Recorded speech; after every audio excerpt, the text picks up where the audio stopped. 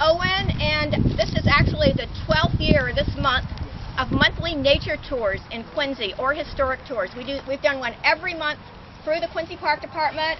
The Ward 4 City Councilor, and I'm very grateful for him to co-sponsoring the tour this month. The volunteers for this tour is Tom Bonomi and also Albina, both from the Quincy Quarry and Granite Workers Museum, and Joanne Hennigan Swingle, who is the daughter and granddaughter of the Swingles who own this quarry. Joe Green, who has worked 4 years at it for his own time, $6,000 of his own money to be developing a documentary on the Swingles and how important they were to the Quincy Granite. And then Dave Hennigan, grandson, great-grandson. We're really trying to get people excited about the Quincy granite industry, and we'd like to develop, with Brian's help, a friends group for the Swingles Quarries. We'd like to put in some interpretive signs, develop a nice little park here. We're going to switch back and forth. So we'll end up back here, and then the group that started with Joe will then come with Tom and me, and vice versa. Does anybody have any questions? Okay, well, thank you all for coming. I think what I'm going to do is have... This is the main, we're standing right about where the Swingles' whole powerhouse and cut-up yard is, or was. And can people see this? Can anybody see this? That's Daddy. This was, what they did here was, this all powered the drills, and these powered the derricks. And what happened was that they take the granite out in the cut-up yard, and it was, the way it explained to me, it's a lot like a lumber yard. They cut certain amounts for like the equivalent of like a 2x4 in a lumber yard. And this parking lot was the central area for Swingle's operation.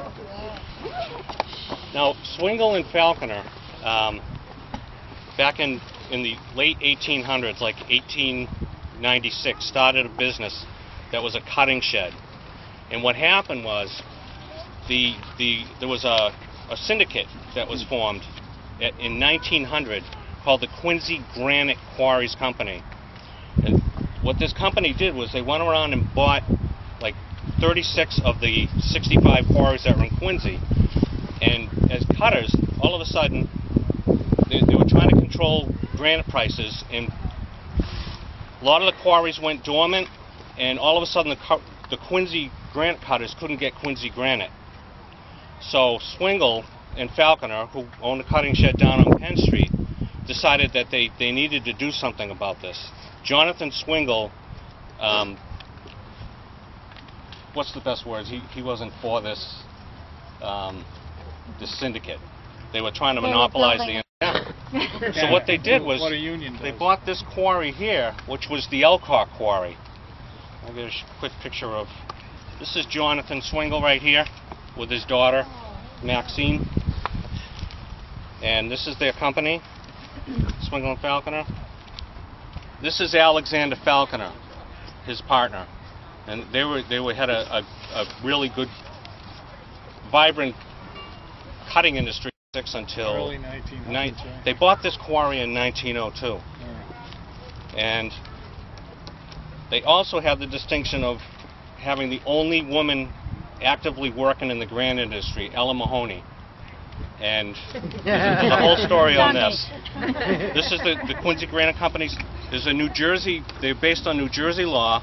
They were out-of-town bankers, and they almost brought this whole industry to its knees in around 1900. They're up there on the top. So 1902. Crazy. I don't know if you people want to come in closer. This is James Elcock. He owned this quarry. That's Alexander Falconer. This quarry here, you can't really see it from here. It used to be two quarries. It was the Elcock Quarry and what they called the Reinhalter Quarry. Alphonse Reinhalter ran that quarry. Thomas Mannix bought the Reinhalter Quarry at the same time Jonathan Swingle and Falconer bought the Elcock. These quarries here are famous for having a darker granite. And this one in particular had the darkest of the dark granite. So J.S. Swingle became known as the extra dark man. You can see, this is Joanne's grandfather right here. And he definitely, I'll pass this book around. That was like globally, right? Yeah. It was good. Yeah. he had a sense of humor about himself, so it wasn't like he took himself too seriously. So that's the story. They kind of bought these quarries as a means of self-defense. They had to do something. There were shortages of granite. There was, if you read the trade. Over there. The bridge was around the corner there. All right. That cliff. I was telling him Just shooting little. skipped school, and my two friends went across, and I get halfway out there, and I didn't. Below your feet. Swingles was known as one of the deepest. It was the deepest pit quarry in the U.S. and one of the deepest pit quarries, not into the side of the mountain or an open mine, but it was one of the deepest pit quarries in the world. When Swingle bought this quarry, it was known as a boulder quarry, and the reason it was known as a boulder quarry is upstairs they built some structure to support their derricks and all, but this is actually part of the quarry wall. And you can see that these seams, these are seams.